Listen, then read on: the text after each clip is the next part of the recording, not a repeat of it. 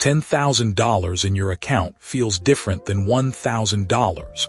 $100,000 feels different than $10,000. $1 million feels different than anything that came before it. Same person, same face, same name on the same ID, but a completely different mind operating behind the same eyes. Nobody tells you this. They tell you about the numbers, the compound interest, the index funds, the contribution rates. They never tell you what the numbers do to the person accumulating them. How the mind rewrites itself at every level without asking your permission. How the fears that drove you at $0 are unrecognizable by $500,000. How you become, gradually and then suddenly, someone your earlier self would not fully understand. You've been building something, or you're about to start. Either way, what's coming isn't just a number getting larger, it's you getting different. And different doesn't always feel like better, not at first, not at every stage. There are 7 stages to this. By the end, you'll recognize which one you're in, and you'll know for the first time what's actually happening to you. Stage 1, the scarcity mind, when every dollar has a name. At the beginning, money is not abstract. It is specific. Each dollar is already somewhere before it arrives, already allocated to something that needs it, already promised to a gap that has been waiting. You don't budget, you calculate. There's a difference. Budgeting is a system. Calculating is survival. Calculating is knowing without looking that you have $340 until Friday and that $180 of it is already gone to the phone bill that processes on Thursday and the gas you need to get to work and the thing you said you'd cover for someone last week. The remaining $160 is not spending money. It's margin. The distance between you and a problem. You check your account the way someone checks a wound, not because you want to, because you need to know how bad it is. This is the scarcity mind, and here is what nobody tells you about it. It is exhausting in a way that has nothing to do with the actual amount of money involved. The mental load of managing scarcity is not proportional to the size of the scarcity. It is constant.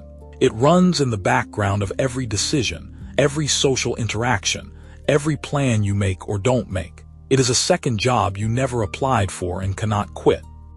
The scarcity mind is not a character flaw. It is a cognitive adaptation to real conditions.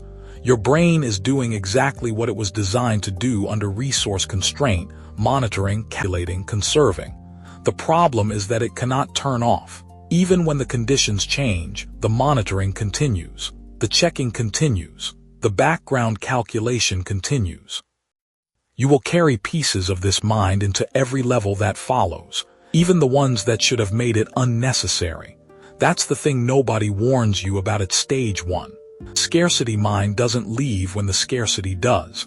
It has to be unlearned, deliberately. And unlearning it is one of the hardest things wealth actually requires. Stage 2, the first accumulation, when watching the number grow becomes the thing. Something shifts at the first real accumulation, not the month-to-month survival math, but the first time a number sits somewhere and doesn't immediately leave. The first time you have what could reasonably be called savings, not an emergency, not next month's rent held in advance, but actual money whose only job is to be there. The number is small. You know it's small, but it does something to the mind that the size alone doesn't account for. You start checking it differently, not with anxiety, with something closer to ownership. You open the account and the number is still there, and the fact that it is still there feels like proof of something, not wealth, control. The first evidence that money can behave the way you tell it to instead of disappearing the moment it arrives. You become protective of the number in a way that surprises you. A friend suggests something that would cost half of it. You feel a resistance you didn't know you had. The money has become more than money, it has become evidence. Evidence that the scarcity mind was survivable. Evidence that something is being built. Evidence that the version of you who never had anything was not the permanent version. What's actually happening at stage 2 is that your relationship with money is shifting from reactive to intentional. For the first time, you have a small amount of agency. Not freedom, agency. The ability to make one decision may be two that the scarcity mind never permitted. But with accumulation comes a new vulnerability. The number is visible now. It can be seen. It can be lost. The anxiety doesn't disappear at stage 2, it changes shape. From the anxiety of not having enough to the anxiety of losing what you finally have. You have more, you worry differently. That's stage 2. Stage 3, the comparison trap, when other people's numbers become your problem. There is a stage of wealth building where you know enough to understand what others have, but not enough to stop caring about the comparison. This is the most psychologically dangerous place on the entire journey. You're past pure survival. You have something, but you are surrounded by people who appear to have more, and more importantly, you now have just enough financial literacy to understand the gap between you and them in specific numerical terms.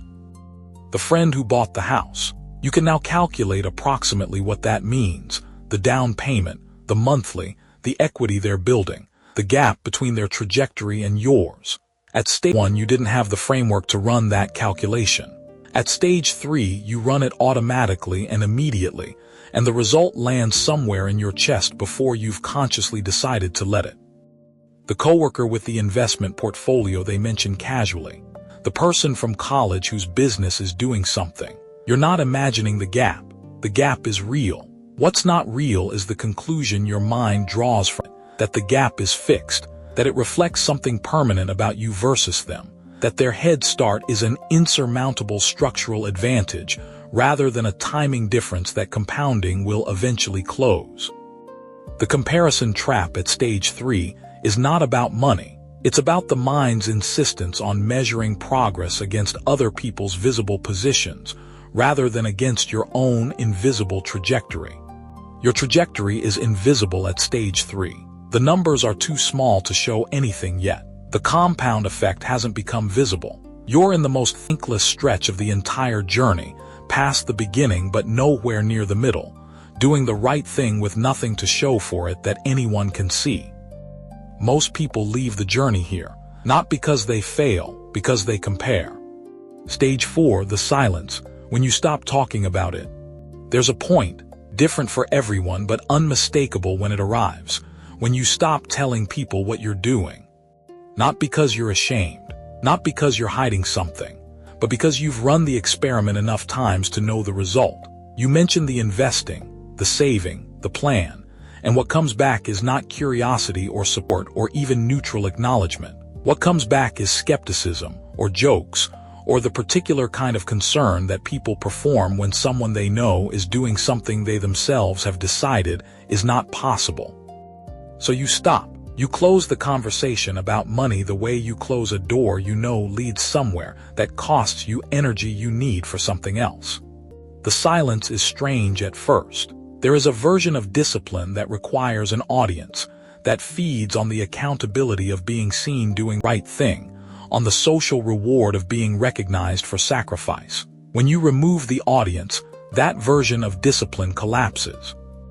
What has to replace it is something harder, internal conviction, the ability to keep doing the thing because you understand why it matters, not because anyone is watching. Stage 4 is where the journey stops being social and starts being private. And private is difficult in a way that social discipline never is, because private offers nothing. No reaction, no validation, no one to notice what you're giving up or what you're building. Just you and the number and the understanding that the number is the only honest record of what you're actually doing versus what you're saying you're doing. The silence is not weakness. The silence is the real beginning. Stage 5, the inflection point, when the math starts working for you. It happens quietly. There is no announcement, no notification from the universe that the calculation has changed. You just look at the number one day and notice that it moved more last month from returns than it moved from your contribution.